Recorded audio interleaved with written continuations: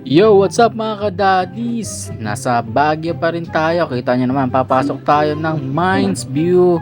Kaya ano pa bang iniintay natin? Simulan na natin ang paggagala. Let's go! Bago ang lahat, palike and follow na lang ako ng aming Facebook page. Thank you so much! Yan, kita nyo yung fog. Talagang napakalamig dito sa Baguio. Kaya yan, balot na balot kami. At ito, yung aso nagpe-prepare na dahil maraming magpapapicture sa kanya. Siyempre, una kami dyan. Poposing muna daw sila. Pero nag-post din kami dun sa may bayad.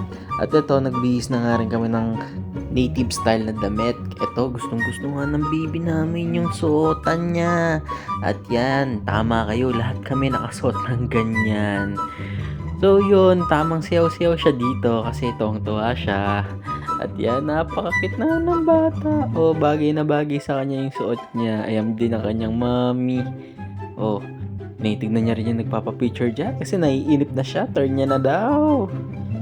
Pero after niya magpipicture, ayan, nagtatatalon pa rin ng batang makulit dahil sa tuwang-tuwa siya sa kanyang suot. At ito nga pala ang aming itsurang tatlo.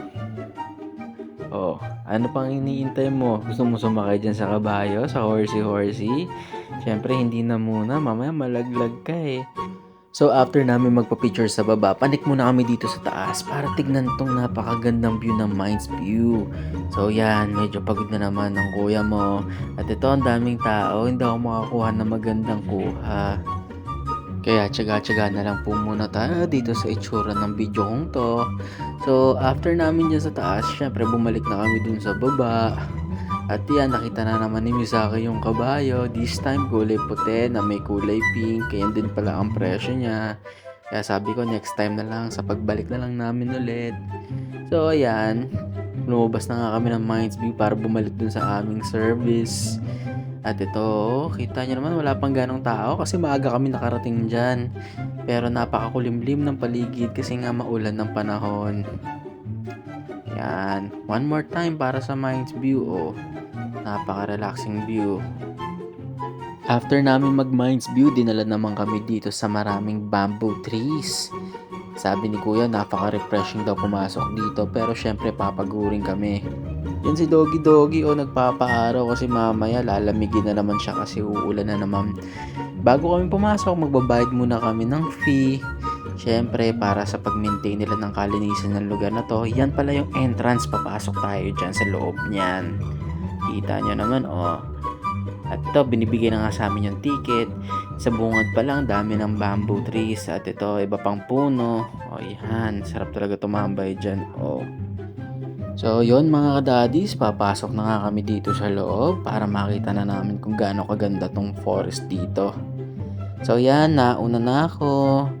Siyempre, medyo dahan-dahan na ng konti dahil medyo madulas. At yan ang batang makulit, nasa likod ko lang kasama ang kanyang nanay. At ito ang tita ko at ang aking nanay. Pipicture muna kami siyempre bago pumasok sa pinakaloob. At ito, akala ko nung una sobrang dulas, hindi naman pala kasi natuyo na rin yung mga daan.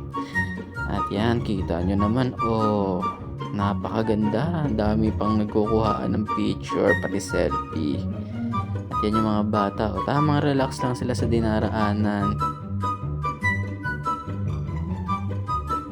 Diba, sino ba naman di matutuwa dito? Kaya kita nyo yung itsura ko, pag naligaw ako dito, sana kaya ako mapapadpad.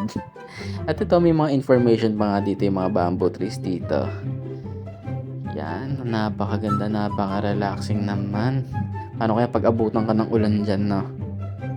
Ito si Baby Misaki, tuwang-tuwa kasi hindi mainit habang naglalakad siya. Cardio trial nga daw, may papanikan at may bababaan yata kami rito. Ewan ko na lang. At ito ang bata, tuwang-tuwa, full of energy, Nako, pababa na nga kami. Hindi na kami tinuro sa pataas pagano kasi mapapagod ng gusto itong mga bata. Kaya yan, may stopover ng konti kasi may nagpipicturan. At ito, nag-overtake na nga ako sa kanila para makuna na maayos tong daan dito. Kita nyo naman, napakaswabe, napaka-relaxing. Mapapasana all ka na lang Panda na lang ang kulang